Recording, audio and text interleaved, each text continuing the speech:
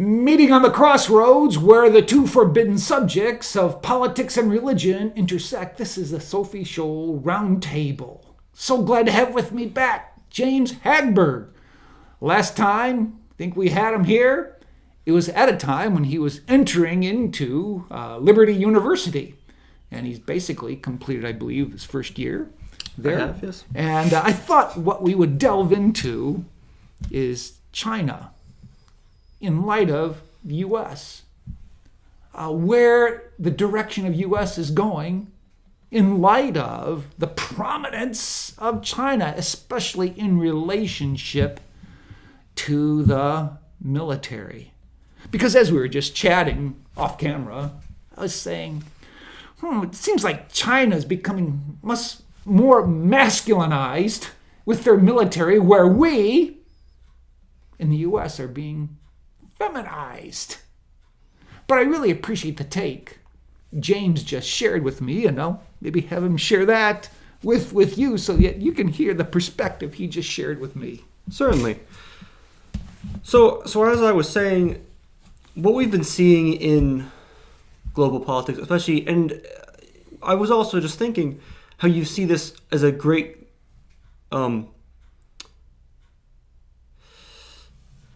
comparison between the war in Russia and Ukraine. We see the same aspect. So as you were mentioning before, the change in demeanor of the United States military, and as you said that it seems like China is becoming more masculine in their military, and the United States more feminine. But I would say a better way of looking at it is just the fact that the Chinese military, just like effectively any other military, hasn't really changed much at all. As it's more so that we're now seeing that with the rapid and stark changes in American culture and American demographics, and as the United States, and to an extent the West as a whole, we see a lot of this in Europe as well, and as the West has been drastically changing and adapting to a new cultural norms as it's called, the culture war has been playing out. We're now seeing in the military, this shift is becoming more present. We're seeing new policies that have been altering the culture of the military specifically, and places like China haven't become more masculine. It's more so that they have continued to use the same kind of propaganda of masculine tendencies of aggressiveness, stoicism, constitution, and self-sacrifice. And the United States has been changing, which is why which is where that dichotomy is kind of coming from. It's not a divergence of China. It's more so a divergence of the United States. Yes, I would totally agree with that. I think we see the culture war seeping into the military, especially when you observe drag queen shows being part of a military base or a military academic center. You'd say, what is going on here? I mean, I could not picture General Patton in World War II advocating that. But here we see such things occurring, which makes me be very concerned regarding what we're building into the military, not just regard to weaponry and things like that, but the kind of person you want representing you in the military. You know, an interesting. I saw just the other day a Ukrainian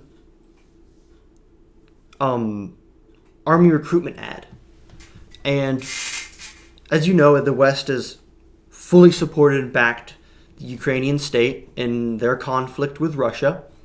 And as we see these cultural shifts in the United States and as they're becoming prevalent in the military, as you said, regardless of their tactical benefits, or lack thereof, I saw a Ukrainian military ad, and the entire ad was a very classic.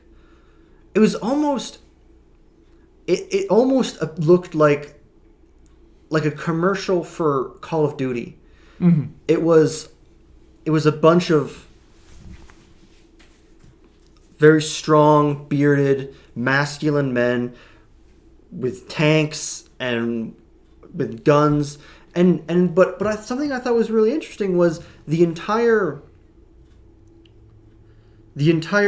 entire ad, the lead soldier, the commander of these men, was reciting an Orthodox prayer throughout the entire ad. And I think it's interesting because I think it was a great example of the culture of Ukraine. Mm-hmm. And when I've seen Russian recruiting ads, and this is probably one of the biggest indicators of the shift, the change Mm-hmm. in strategies of the United States compared to other countries. And you'll see almost a very similar approach by the Russians. And the fact that both Russia and Ukraine are very culturally conservative. They're both very religious Eastern Orthodox nations. And they both place a very high value on traditional masculine Christian tendencies. Not specifically Christian, Yeah. but you understand. Yeah, yeah. And when I watched the Ukrainian specifically, not only did I realize how similar it was to, if you look at Russian ads, Russian propaganda, it just reminded me of the fact that the West has as the West in general, Western Europe and the United States, has been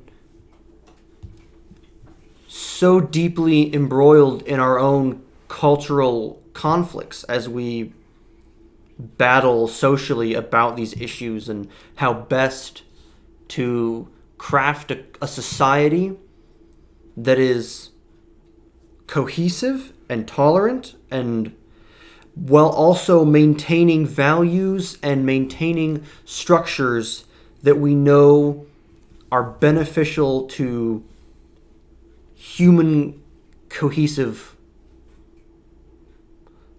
organization. And as especially in the people who are most prominently in support of Ukraine in this conflict, I found it interesting that Ukraine as a culture is similar to much of Eastern Europe, that they would be entirely opposed and laugh at a lot of the cultural developments that we've been having in the United States. And you find that the ideological reasons behind the support of Ukraine is entirely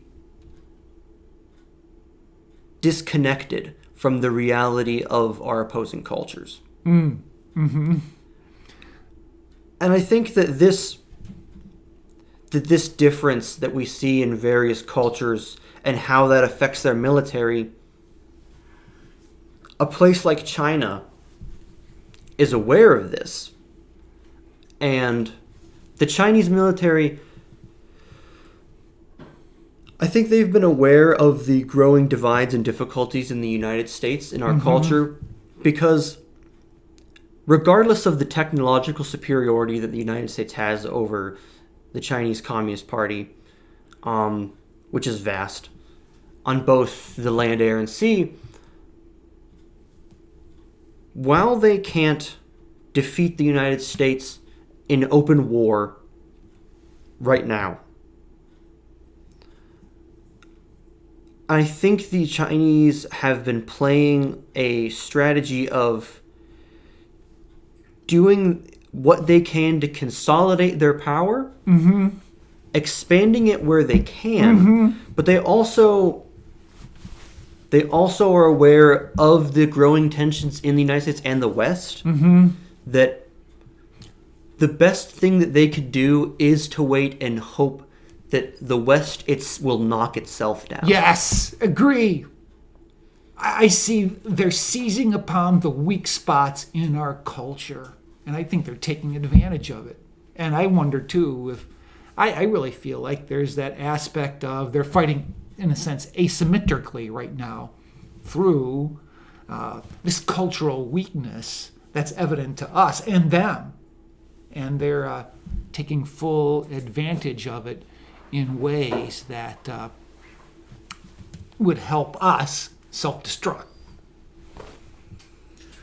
Well, I thought we'll leave it right there. Maybe we'll pick this up another time. But keep your eye on what's happening throughout the world, not just mere military buildup, arsenal, weaponry, but how the culture is impacting us as a nation with respect to our military. James, thanks for joining me on this edition of the Sophie Scholl Roundtable.